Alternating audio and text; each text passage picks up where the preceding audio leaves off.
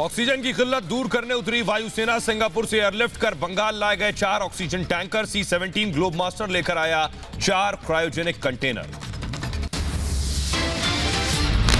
Singapore से 2 high capacity tanker Bharat पहुंचे। Mission oxygen के लिए पानागढ़ एयरफोर्स बेस पहुंचे tanker. Delhi cyber city Gurugram में एक कंपनी कोरोना मरीजों के लिए बनी देवदूत। फ्री में ऑक्सीजन सिलेंडर डोनेट किए। विशाखापट्टनम से मुंबई पहुंची देश की पहली ऑक्सीजन एक्सप्रेस। महाराष्ट्र में ऑक्सीजन की किल्लत होगी दूर। कोरोना के खिलाफ एक्शन में सेना। चिनूक हेलीकॉप्टर के जरिए जम्मू से ले पहुंचाई जा रही है कोरोना टेस्टिंग किट्स। प्रधानमंत्री मोदी की हाई लेवल बैठक में बड़ा फैसला। अगले 3 महीने तक वैक्सीन ऑक्सीजन के आयात पर कस्टम ड्यूटी हटाने का फैसला। प्रधानमंत्री नरेंद्र मोदी ने दिया गांव को कोरोना के खिलाफ लड़ाई का मंत्र। कोरोना को गांव में फैलने से रोके, दवाई के साथ कड़ाई का करें पालन। ऑक्सीजन किल्लत पर सभी राज्यों के सीएम को केजरीवाल ने लिखी चिट्ठी। कहा किसी के पास अतिरिक्त ऑक्सीजन हो तो दिल्ली को दें। दिल्ली के अस्पतालों में ऑक्सीजन की कमी पर जुबानी जंग। हर्षवर्धन ने कहा दिल्ली को कोटे से ज्यादा ऑक्सीजन। दिल्ली सरकार तय करे किस अस्पताल को कितनी ऑक्सीजन देनी। ऑक्सीजन संकट पर दिल्ली हाईकोर्ट सख्त। ऑक्सीजन सप्लाई में परेशानी पैदा करने वाले अफसरों पर कड़ी कार्रवाई के संकेत। कोरोना के बिगड़ते हालात पर दिल्ली हाईकोर्ट ने चिंता जताई। कहा यह कोरोना की दूसरी लहर नहीं, सुनामी है। मई में पीक आएगा तो उसकी क्या तैयारी है। दिल्ली के कई अस्पतालों ने हाईकोर्ट से सुरक्षा की मांग की है। अस्पतालों ने कहा कि हालात को देखते हुए सुरक्षा दी जाए। गुजरात के गांधीनगर में गृह मंत्री अमित शाह ने ऑक्सीजन प्लांट का उद्घाटन किया। शाह बोले दूसरे राज्यों को देंगे अतिरिक्त ऑक्सीजन। लखनऊ में टीम 11 के साथ सीएम योगी का मंथन। सीएम योगी का निर्देश, दिन में 2 बार खाली बेड की जानकारी उपलब्ध कराएं अस्पताल। रक्षा मंत्री राजनाथ सिंह ने कोरोना महामारी से निपटने के लिए रक्षा मंत्रालय के प्रयासों की समीक्षा की। सीडीएस बिपिन रावत समेत सेना के तीनों अंगों के प्रमुख रहे मौजूद। दिल्ली में ऑक्सीजन की किल्लत से जूझ रहे अस्पतालों ने 1100 बेड्स की कटौती की। राजीव गांधी सुपर स्पेशलिटी अस्पताल में 300 और जीटीबी अस्पताल में 800 बेड्स हटाए गए। दिल्ली के जयपुर गोल्डन अस्पताल में ऑक्सीजन की कमी से 25 मरीजों की मौत। अस्पताल प्रशासन ने कहा ऑक्सीजन प्रेशर कम होने से मरीजों की मौत हुई। पंजाब के अमृतसर के नीलकंठ अस्पताल में ऑक्सीजन की कमी से 5 मरीजों ने तोड़ा दम। 2 दिन से अस्पताल में ऑक्सीजन की सप्लाई नहीं हुई थी। ग्वालियर के जय आरोग्य अस्पताल में ऑक्सीजन खत्म होने से 2 मरीजों की मौत। स्ट्रेचर पर लेकर दूसरे अस्पताल की ओर भागे परिजन। दिल्ली के शालीमार बाग के फोर्टिस अस्पताल में ऑक्सीजन की कमी, नए मरीजों की भर्ती रोकी गई। दिल्ली के सरोज अस्पताल ने ऑक्सीजन की किल्लत के बाद नए मरीजों का दाखिला बंद किया है। अस्पताल ने कहा हमारे 70 गंभीर मरीजों को ऑक्सीजन की जरूरत है, तुरंत ऑक्सीजन की सप्लाई हो।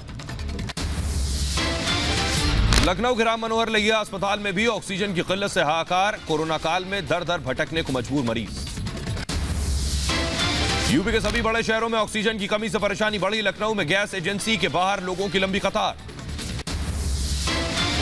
राजस्थान सरकार ने ऑक्सीजन प्लांट की सुरक्षा बढ़ाई। सभी 12 प्लांट के आगे पुलिसकर्मी तैनात किए गए। यूपी के मुरादाबाद में ऑक्सीजन की किल्लत शुरू। ऑक्सीजन रिफिलिंग प्लांट में ऑक्सीजन हुई खत्म।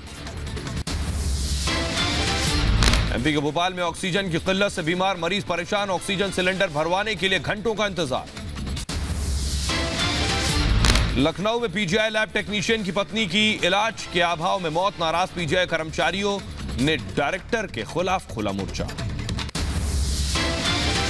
मध्य प्रदेश के उज्जैन में अस्पताल बना जंग का अखाड़ा। परिजन, पुलिस और मेडिकल स्टाफ में जमकर मारपीट। एक पुलिसकर्मी के सर में लगी चोट। दिल्ली एम्स में इमरजेंसी में फिर से नई भर्ती शुरू। ऑक्सीजन और बेड की कमी से 1 घंटे के लिए नए मरीजों की भर्ती रुकी थी।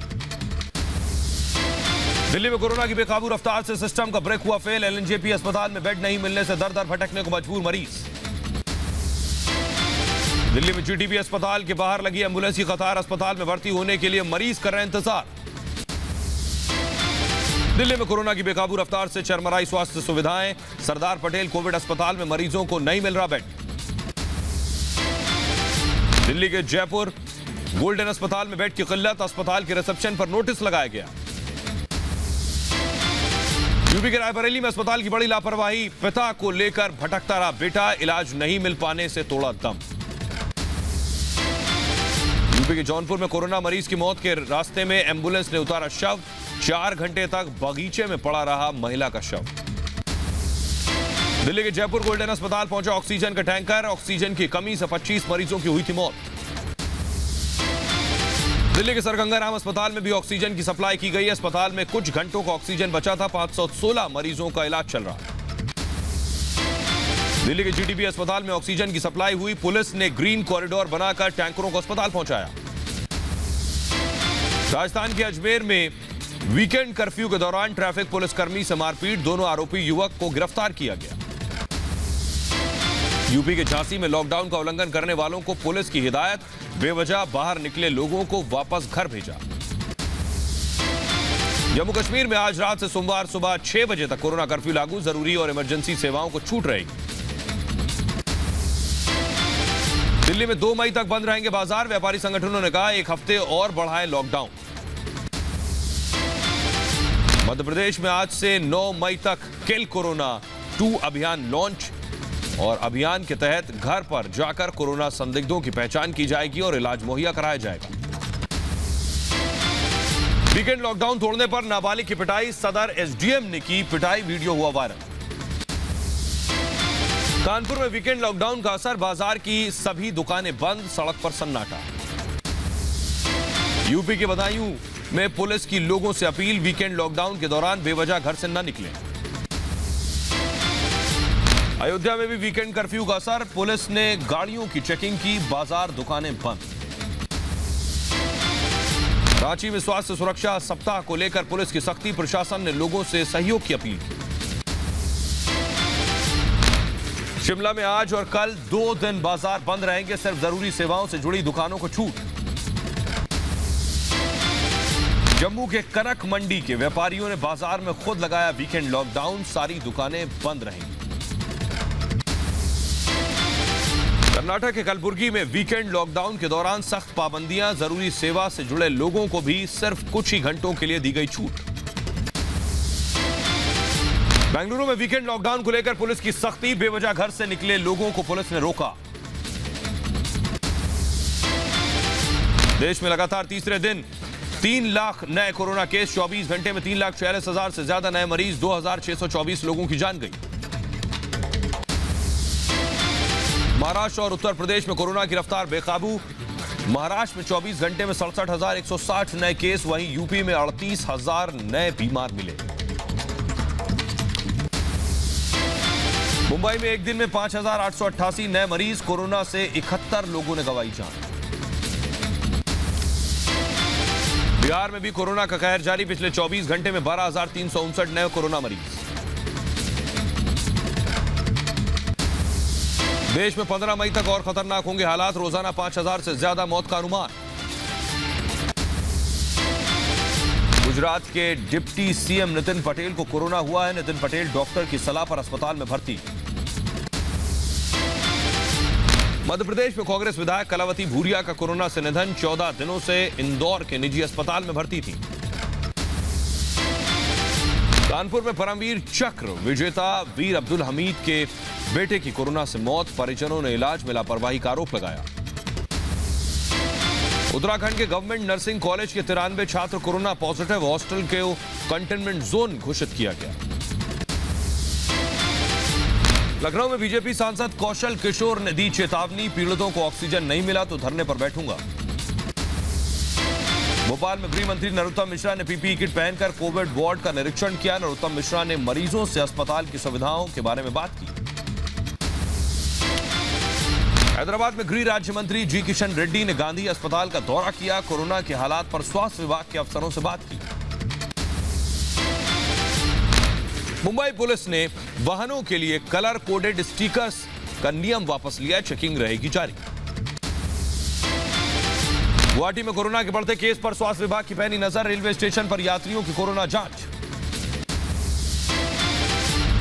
कोरोना के कहर से ठप हुआ गोवा में पर्यटन कारोबार, होटलों और रेस्टोरेंट के कारोबार में 80% की कमी। पश्चिम बंगाल में कोरोना को लेकर पुलिस का सतर्कता अभियान। कोलकाता पुलिस ने लोगों को बांटे मास्क। देहरादून में कोरोना मरीज के लिए मसीहा बनी पुलिस। घर में अकेले रह रहे मरीज को खाना पहुंचाया। सीरम इंस्टीट्यूट ने वैक्सीन की कीमत पर सफाई दी। कहा अभी भी कई दूसरे इलाजों से सस्ता है टीका। निजी अस्पतालों को मिलेगी सीमित डोज। जम्मू कश्मीर में 18 से 45 साल के लोगों को लगेगा फ्री कोरोना टीका। उपराज्यपाल मनोज सिन्हा ने ट्वीट कर जानकारी दी। पश्चिम बंगाल के राज्यपाल जगदीप धनखड़ ने वैक्सीन की दूसरी डोज ली है। राज्यपाल ने सभी को वैक्सीन लगवाने की अपील की। मुंबई के जंबो वैक्सीनेशन सेंटर के बाहर कोरोना टीके के लिए घंटों का इंतजार। वैक्सीन की दूसरी डोज लेने के लिए पहुंचे लोग। प्रधानमंत्री स्वामित्व योजना के तहत प्रधानमंत्री मोदी ने ई संपत्ति कार्डों के वितरण की योजना का शुभारंभ किया। 4 लाख से ज्यादा लोगों के बीच बांटे गए कार्ड। वसूली कांड में मुंबई और नागपुर में सीबीआई का ताबड़तोड़ छापा। अनिल देशमुख से जुड़ी 4 जगहों पर सर्च। इलेक्ट्रॉनिक गैजेट्स और दस्तावेज सीज किए। वसूली कांड में महाराष्ट्र के पूर्व गृह मंत्री अनिल देशमुख के खिलाफ केस दर्ज। सीबीआई ने कई आपराधिक धाराओं में केस दर्ज किया। नागपुर में सीबीआई के खिलाफ एनसीपी कार्यकर्ताओं का प्रदर्शन। अनिल देशमुख के घर छापेमारी का विरोध। क्राइम ब्रांच ने इंस्पेक्टर सुनील माने को सस्पेंड किया। एंटीलिया और मनसुख हिरेन मामले में एनआईए की कस्टडी में है माने। जोशीमठ में सेना का रेस्क्यू ऑपरेशन जारी। ग्लेशियर टूटने के बाद लापता 38 लोगों की तलाश। हादसे में अब तक 10 मजदूरों की मौत। उत्तराखंड के जोशीमठ का सीएम तीरथ सिंह रावत ने किया हवाई सर्वे। हादसे से हुए नुकसान का लिया जायजा। एनवी रमणा बने सुप्रीम कोर्ट के नए चीफ जस्टिस। राष्ट्रपति रामनाथ कोविंद ने दिलाई शपथ। सीएम ममता बनर्जी का चुनाव आयोग पर निशाना। कहा चुनाव आयोग निष्पक्ष नहीं। चुनाव के बाद सुप्रीम कोर्ट जाऊंगी। निष्पक्ष चुनाव की मांग करूंगी। एक्टर और बीजेपी नेता मिथुन चक्रवर्ती और दिलीप घोष के खिलाफ चुनाव आयोग में शिकायत। टीएमसी ने रैली में कोविड नियमों के उल्लंघन का आरोप लगाया। पश्चिम बंगाल के नॉर्थ 24 परगना में 2 बम फटने से इलाके में दहशत का माहौल। इलाके में केंद्रीय सुरक्षा बलों की तैनाती बढ़ाई गई। पश्चिम बंगाल के नॉर्थ 24 परगना में पुलिस स्टेशन के बाहर बीजेपी का प्रदर्शन। कल बीजेपी कार्यकर्ता के घर पर बम से हमला हुआ था। दक्षिण 24 परगना में अवैध फैक्ट्री में गैस सिलेंडर में धमाका। 11 लोग गंभीर रूप से घायल। पश्चिम बंगाल में 7वें चरण के मतदान को लेकर सुरक्षा के कड़े इंतजाम। झारखंड बंगाल बॉर्डर पर सुरक्षा बढ़ाई गई। जम्मू कश्मीर के बारामूला में बैंक में लूट का खुलासा। पुलिस ने 3 आरोपियों को गिरफ्तार किया। पुलिस ने पिस्टल और कार बरामद की। जम्मू कश्मीर के अनंतनाग में सुरक्षा बलों का सर्च ऑपरेशन। इलाके में आतंकियों के छिपे होने की खबर। जम्मू कश्मीर के बडगाम में सुरक्षा बलों को बड़ी कामयाबी। अल-बदर के आतंकी को गिरफ्तार किया। भारी मात्रा में गोला बारूद बरामद। मुंबई में फर्जी कॉल सेंटर का भांडाफोड़। पुलिस ने 10 लोगों को गिरफ्तार किया। महाराष्ट्र के यवतमाल में शराब नहीं मिली तो पी लिया सैनिटाइजर। सीने में दर्द के बाद 7 लोगों ने दम तोड़ा। महाराष्ट्र के पालघर में पीपीई किट में शव मिलने से सनसनी। शिनाख्त में जुटी पुलिस। शव को पोस्टमार्टम के लिए भेजा। बेंगलुरु की इमारत में आग से हड़कंप। घंटों की मशक्कत के बाद दमकल विभाग ने आग पर काबू पाया। शॉर्ट सर्किट से आग लगने की आशंका। पटना में आपसी विवाद में दिन दहाड़े युवक को मारी गोली। इलाज के दौरान मौत। जांच में जुटी पुलिस। यूपी के कुशीनगर में पंचायत चुनाव के दौरान हिंसा प्रचार कर रहे युवक की दबंगों ने की पिटाई। वीडियो हुआ वायरल। यूपी के बहराइच में बैंक के सामने से चोरी की गई बाइक। सीसीटीवी में रिकॉर्ड हुई चोरी की वारदात। यूपी के बदायूं में एक घर में आग लगने से हड़कंप। गैस सिलेंडर लीक होने की वजह से हुआ हादसा।